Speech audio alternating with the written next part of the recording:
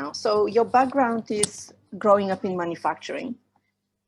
Right. So after that, I studied textile design, 4 years textile design in a design school here in India. It's called IICD, Indian Institute of Crafts and Design. And the whole purpose of the institute is to bridge the gap between designers and crafts, so that we are able to bring a contemporary context to the crafts. So, and they keep on becoming relevant, so that there's innovation happening instead of, overly romanticizing a narrative. So that's where I studied. And what it also did was I found out how big a problem textile waste really is. So for me, someone who's young, who's going to enter the industry as a textile designer, supposedly, it kind of became a responsibility to make sure that I'm working in a way that respects the environment, that respects its people, and that creates more value than I take from it. And it almost felt like if I'm not able to do that, then there's no point. There's no point to be a designer. If I'm not able to work responsibly, and if my decisions are irresponsible and causing exploitation, then there's no point to have so much, because designers have so much of power. We are literally designing something that people are going to stay with. I just felt like then I need to design things that people stay with, that are beautiful, that have quality, but is also something that loves its makers and loves the environment. So that is where I was at when I was studying in my design school. So in our 4th year, we had a module called system design, where we were looking at what kind of problems do different kinds of systems face. So obviously I started looking at the manufacturing system, and specifically at the problem of waste. And then it just became about connecting the dots, because if you've been to Jaipur, I'm sure you must have seen rag rug weaving, where like rags are shredded and they are woven into rugs, and they're like sold at peanuts. Yeah. So why would you? So for me, my kind of a view, like vantage point, I would say, became to see this craft, which is seen as this lowbrow craft, from a lens of quality and design. Like that was my kick into it. And then it was more about connecting the dots, because this manufacturing unit in Jaipur is producing waste. There are weavers based in village that is 1.5 hours away from Jaipur. And these weavers don't really have work at that moment. And they were moving away from weaving because they weren't getting paid enough. They were getting 17 rupees working for the government, Khadi KVIC, and 17 rupees a meter does not even cut to meet a minimum wage as set by the government. So the government, because it's setting its own rules, is able to exploit when it's a capitalistic venture for itself. So which is why I truly believe that Khadi needs to dissociate with the government, but that's a conversation. But which is why weavers were moving away from the craft. And then it was also that there was this consciousness growing amongst everyone that what is happening in the fashion industry,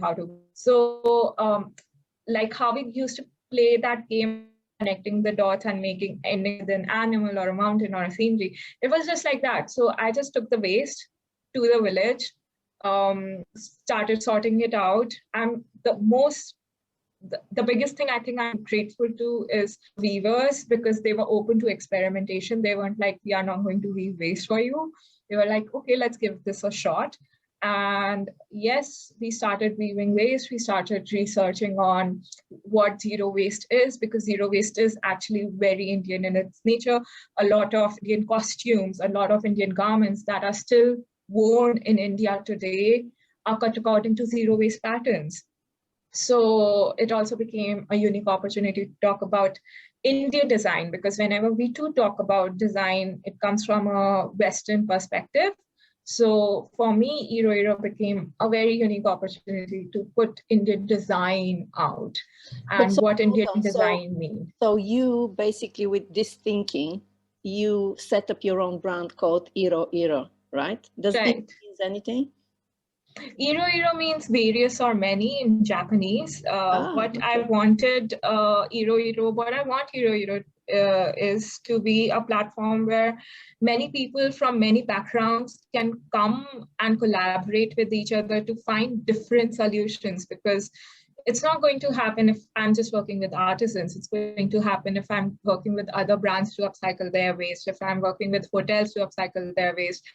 I'm working with scientists and historians to work and trace indigenous knowledge, and so that I feel that is important. That we really need to be open to collaborating with people coming from different kinds of backgrounds. Okay, so is that why when I was doing my little brief research before we met, I noticed that you refer to IroIro as a collective platform. Is that why you call it collective? Yes. Because it's a collective of different creatives and people coming Absolutely. together. Okay.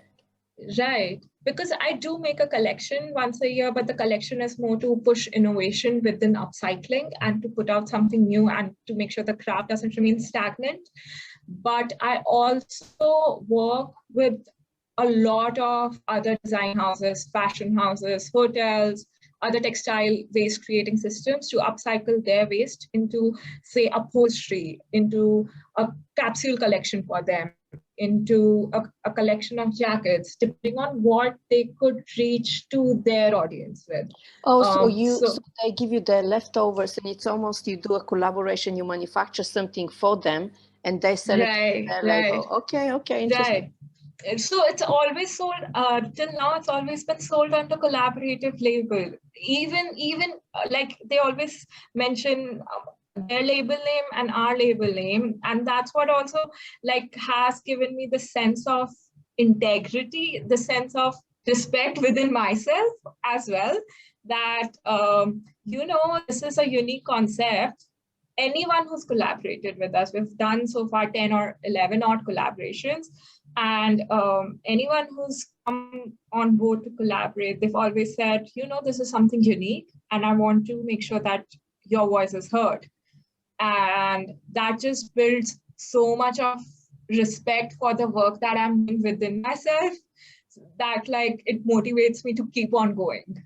Yeah, because I was actually going to ask you, how does it work? Because being that you can't tap into a regular source of raw materials, you're dependent on what kind of you get given or what you find, right, as leftovers. You can't really put out a consistent look and collection, the way we know it in fashion, where you can order more than one unit of the same kind. So how big is the commercial aspect in what you do? I mean, you mentioned that you make one collection a year. Is that a collection of a body of garments that are all different or whatever, and then you sell them out? Do you like build upon it all year round? Or how does it work? I mean, how is it commercially viable? Right. So there are essentially two business models within IroIro that we function on. One is where we are making this collection. The collection could be a collection of garments with a few home products. We are also introducing footwear now, by the way, where like the sole is made from reclaimed tires. So that's also going to launch soon. But yeah, so that is basically the collection where we are all. Yes, it's reaching the customer directly through various shops in India and through various online platforms in India. But it is something where we are also pushing innovation within upcycling. And we are trying to talk about things that are important to us. Like there's always a story when we are doing a collection.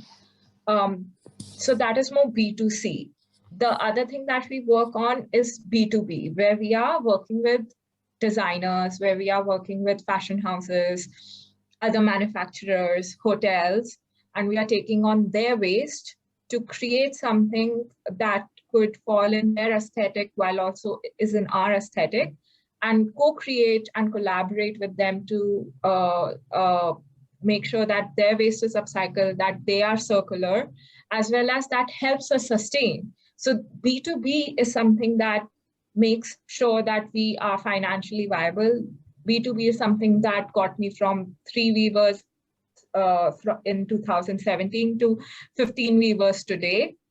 And I know, and it is something that helps me make sure that they all have work all year round instead of just having work according to specific seasons.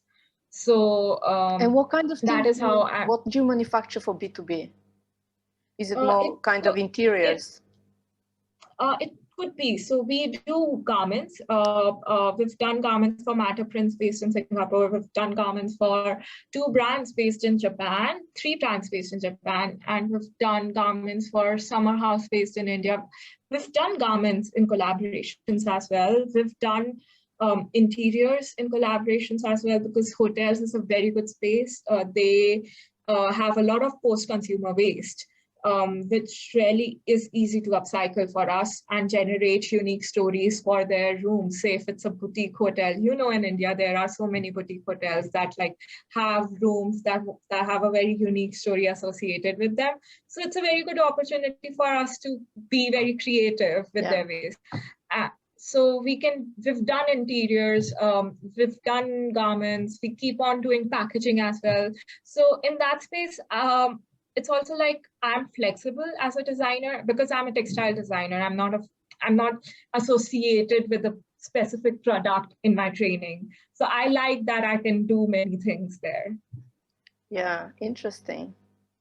And do you find that people within India and the West look differently or have different concepts of what you're doing and what upcycling is, or how they value it rather? So I would say, if I have to talk about anybody, because we've been so small, we've been so contained, we've not really inflated ourselves with anything yet. The people who do approach us to work with them, they approach us with a certain sense of values.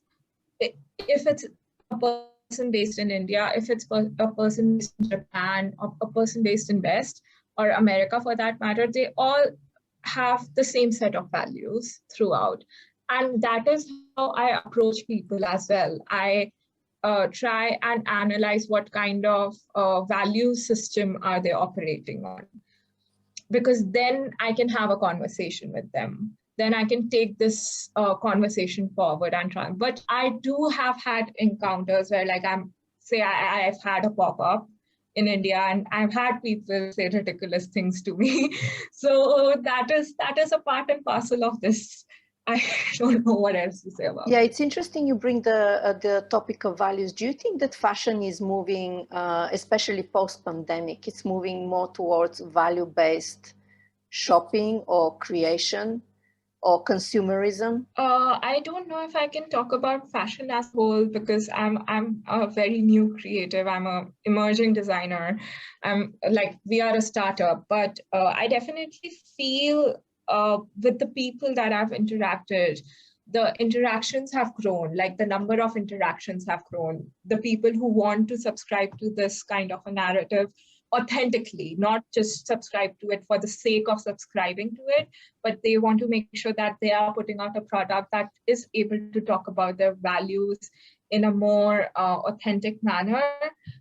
Those people are growing now. Like, I've had more opportunities to collaborate, definitely, in the past year. Even locally, like local collaborations before the pandemic, I just had 3. Now I've done about 8 to 9 local collaborations. So that is great, that there is a realization that is coming within people. But I do feel that, I don't know, after periods of oppression, there are periods of overconsumption. So I am hopeful that some good things will sustain